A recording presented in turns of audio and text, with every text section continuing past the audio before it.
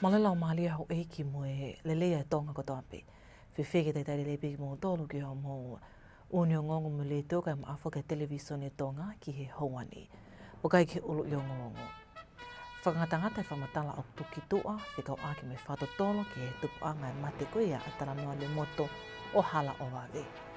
Hoka minista mo ui mālolo a tongani koe nesi pule e kau taha mo ui a mamani.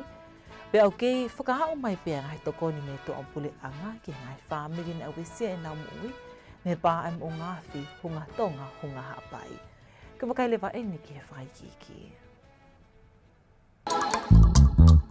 O ku whangatangata pe e whamatala o ku tukitu ai lotongani me he kau polisi.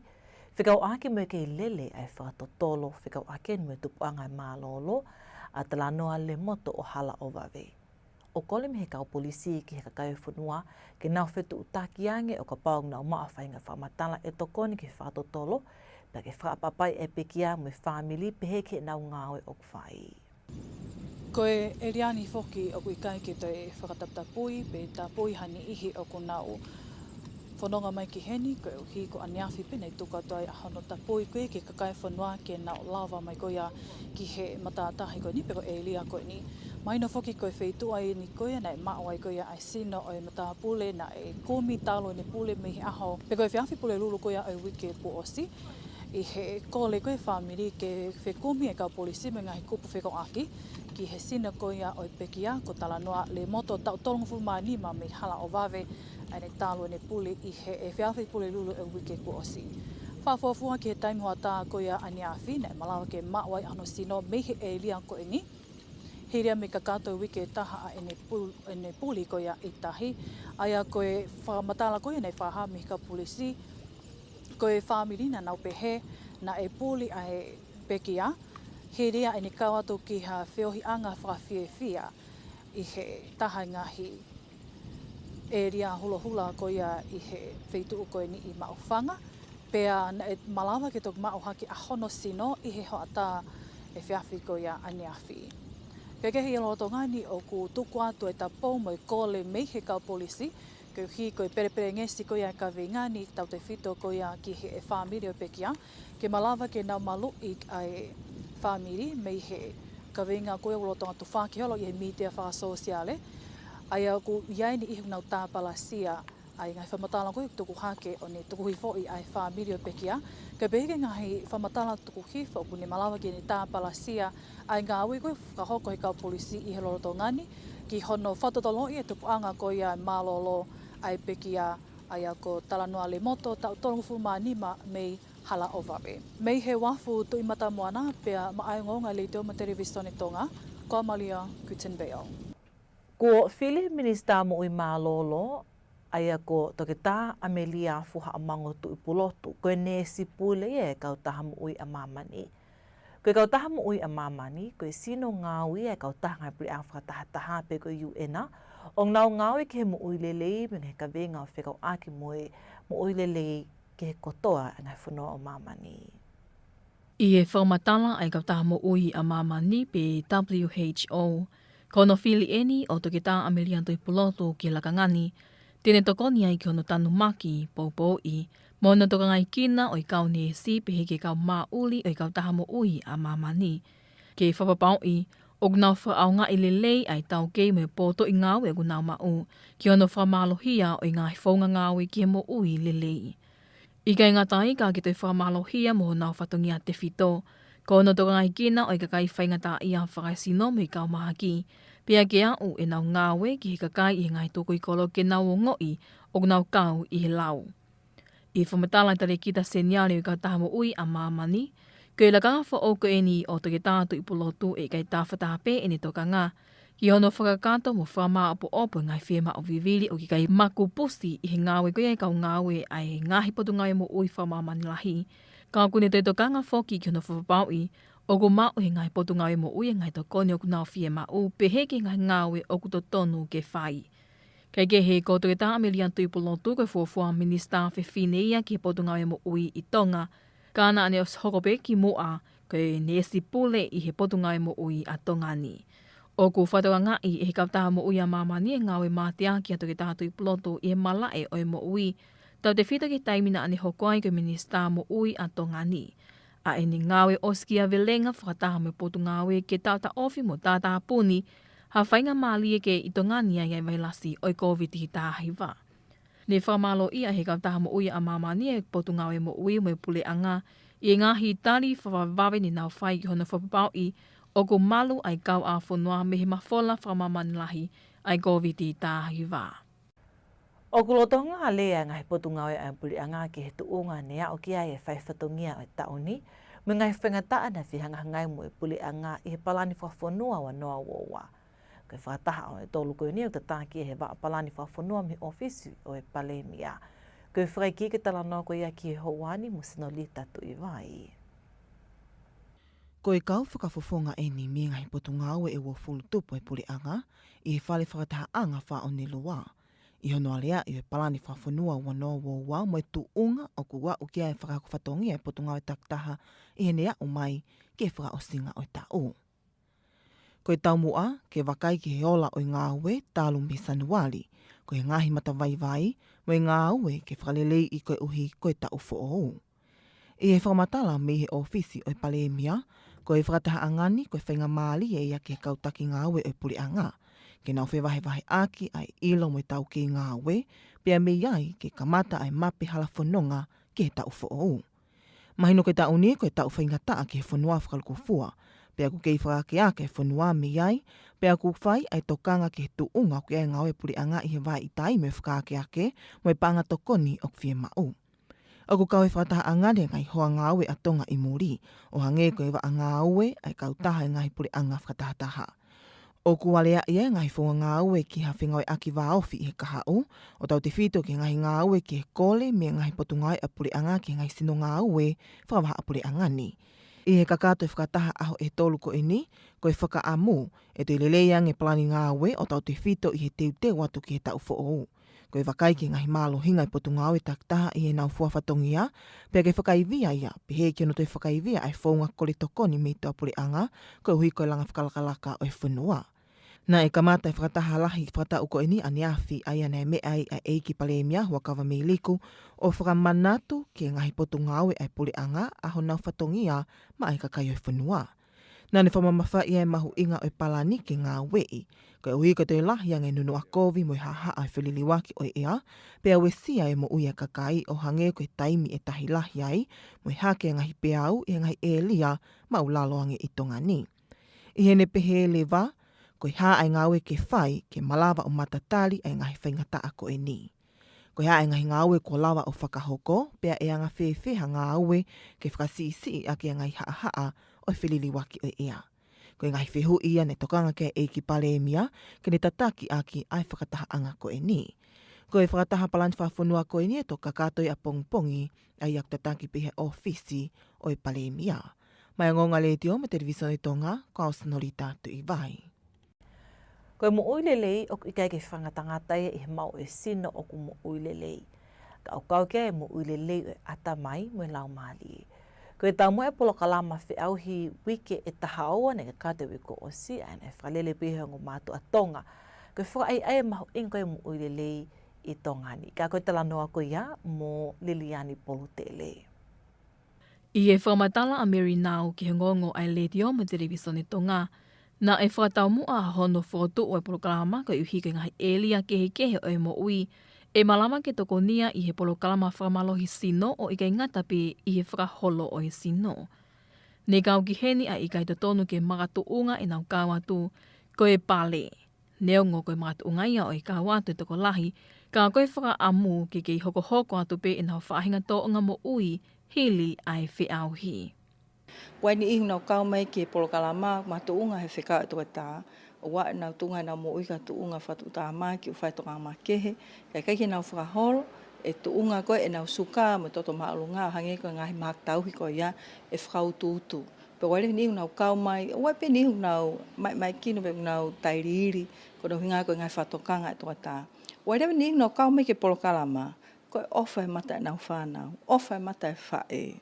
Ka whaiwhenga ha aho e more nau mo ui, ko hae tene tau he whae mo whanau. Ke he ngai tau mua. Ko polokalama koe ni, na i kai ke whakangata ngata pe ki he whakaholo. na e ope atu ngai area makehe wai ni ihi kono hinga ko lahe ngahi mafa tukituke ngahi ngafa ngai fatongia I api ngawe anga na tokoni kana to fa mausino kono hinga ke malav ke na foki api wai fia pe wai tawataina kai ke ko tau mua ke ngai uhinga Ko e pale ulua ke polo kalama fi au hike pa anga ini mafi. Aia nei whakia ki toko tahami wawao na e malawa ke ni holo aki ai kilo e tolu walu te smare wha.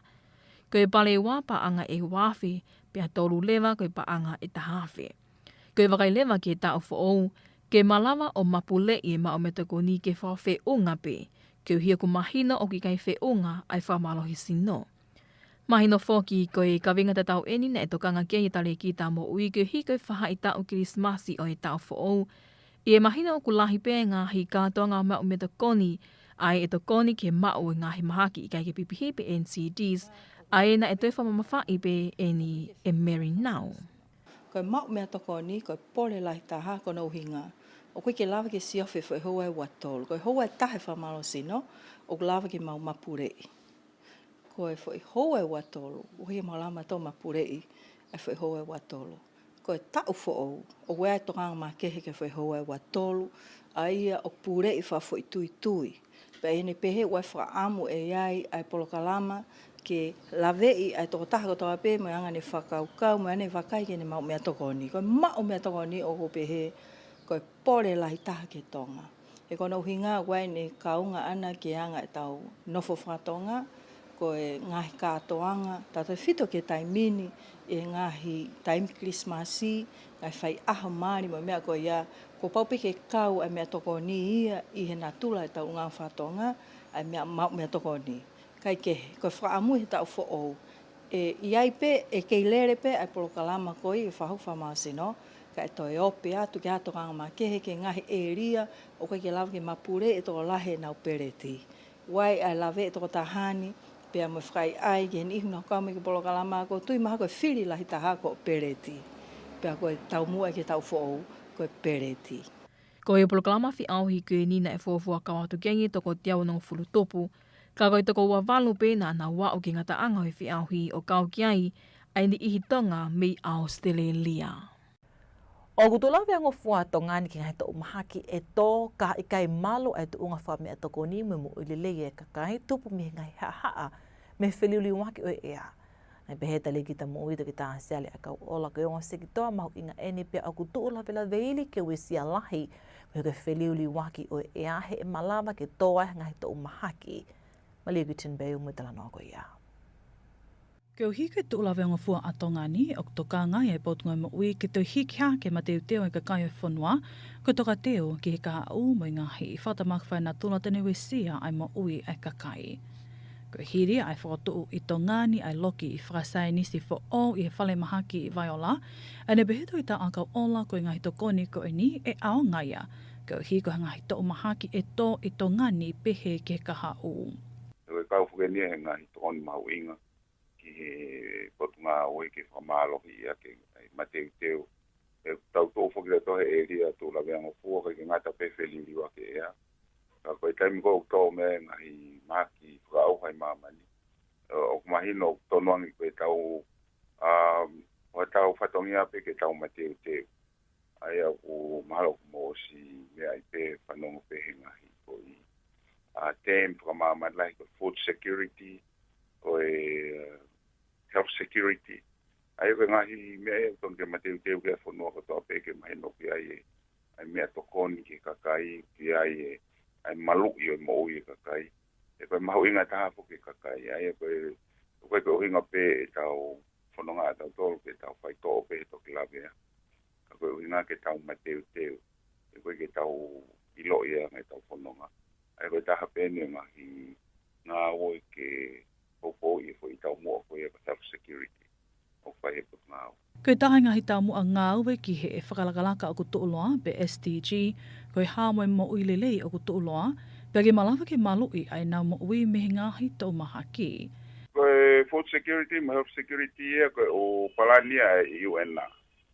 Kau taha moia mamani, koe taha ai o tau piki ai tau palan tau ni ma health sector plan ya tau to ai ko me ko na tol fo ki o ka e plan sustainable development goals ai ko e mga tuunga ia se mau ko ke tau nga o whakataha o whanua o mamani ke au ke whai tau mua ke au kumalo e tō taha ko tōpe ai ko e tau palani ko e whanga o potunga o atongani palani tongani kuka ia ke he palani kwa whanua e au kuia i lewa e na whena e na kawenga taha naua me palani kwa mamani lahi o inga ko ke pu hao e konga lahi o tau toko ni mei mui e o ton ke popo ke e dai tau ko ngai palani food security mo health security o ko o si ai be me consultation i tongan ke mahino wa o te tau firma fonki o potuiki mal be mo sfa no pe small island development state Samoa pathway ana na la hiano tala no ai launch ko ia hamo ai ko palani e fangi fonua iki fangi motu when you hook up for SDG, Sustainable Development Goal for Mamala. I don't know how much they will leave anyone behind. If I think we get a tongan tafia ko nga ko ke tokangai tau system ko no pa. Ko tonga ni foki o kau I ngai whanua tuki mua e tolu o ku tuu lave iri ke nunu a kovi mei he wheliuri waki o ea. Mahino koe taimi o kutoa e whatamaki whaina tula o hange ko ha saikalone e whatalo piki class 5 pe nima. E weise mo oi kakai pe malawa ke weise mo oi haisini o hange koe a whako kita, ai mo tuhia ngahi mau anga vai pe weisi ai mo oi e kakai. Mahino mei he e whamatala mei vai o la o ku whiao pe to ngani me ngahi weisia mei he whelili waki o ea, e mate ngahi mau anga vai whakakolo ke o hi koe tahilahi mai havili I malohi. Koe ngai maha ki malawa ki hoko koe uhi koe wesia o mau anga vai koe maha ki kili, whakalele, mai taifoti. Ko me katoni e tau e taha ai to whanga a to ngani me whakai waha I Sanuali. Ka aku kei whaka wa umai pēa ngai toko ni kehe ma ai kakai. Na wesi e nau mo ui tupu me hake koe e pēa ku lau me pāe mo o ngā whihunga tonga hunga hapai. Ke whamu tahe ngai toko ni koe ia mo Liliani Polutele. O ku tai mahali e ngai apia ko lahi I tongani I tokon silipa me he komiti whakaralaka tonga I no sila. Ne whe onga mo ngai silipa ni mamano ai tokoni koe ni. Na e whake atuia ke he society civile a to ngahi wike ko si, ke toki whakakanto hono tu whake atu ke ngahi apia ko. Ko e whaamu ke aonga ke longa I whanau I ngai apia ko, ne we sia lahi me he pā mo ngā whihunga tonga hunga haapai mo I hake e pia ko lahi Sanuali. I kai ngata ika ki whapapau I, o ku mao he whanau I ngai apia ko ne wesia hasilipa ke nau tui, ke o hike malu mo I hao ho nau wae mi halawea. O ku ikai ko ha toki tokoni mai eni ai komiti tonga Aotearoa ko I ni ki tongani, ka kona osfa whalau mai ki tongani e ngai konteina e ono noa me ngai whamili I no sila. Koe ko ngā eni e nau tokoni ki tongani ke o hike whatamaki na ani wesia e ngai whamili lahi I e whanua. Koe ngai konteina koe nini kau kei ngai tokoni ke kepe kau kei ai whanki I waka me ngai whoki lifi. O kei toi pe me ngai whoki lifi e tolu ke whawhalau mai. Ka e toki tuku mai I he MV o tuanga ofa ai aku kei I Okalani no sila I Lorotongani. Pe he me society civile a tonga ngai tokoni silipa koe ni koe whaosia o ngahi tokoni mai ko miti no sila koe ni ki tongani. E nau ngahi tokoni hiri ai whai waha I Sanuali. Te wakai mua ki ngahi tara no lahi koe a ho. Whangatangata e whamatala o tukitu a whikau atu me whatotolo ke he tupu anga e mate koia a tala noa le moto o hala o wawe. Hokai minista mo I malolo a tonga ni koe ni esipule e kau taha mo ui a mamani. Leo kei whakau mai pia ngahi tokoni me to opuli anga ki ngahi whamiri na e wisi e nau mo ui me pae mo o ngā whihunga tonga hunga haapai e o tahnima koe a Sanuali o e taoni. Kia kato peho mo unio ngongo mo le tio kai maafo ke television e tō ngā kihe hongani o whaka amana o tūna tia kihe loto whale kotoa pe. Ki ha au ngongo whetu tai kama ki whika telefoni te ua tolu nini ni maano. Whakamanga te peho I tau kehi au mai, ka mga.